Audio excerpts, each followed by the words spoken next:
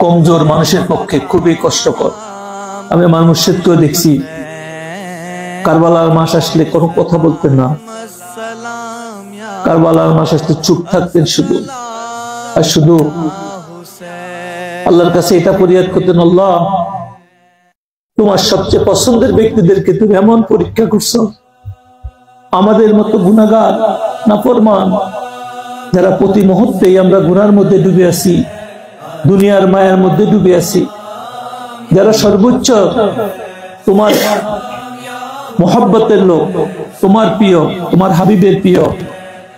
তাদের অবস্থা যদি এমন হয়, আমরা যারা উদাসীন ভাবে পড়ে আছি, ওই কারবালা আসলে আল্লাহর ভয়ে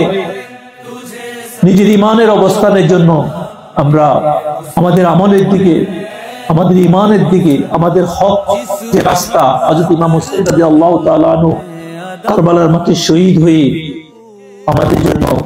রেখে গেছেন।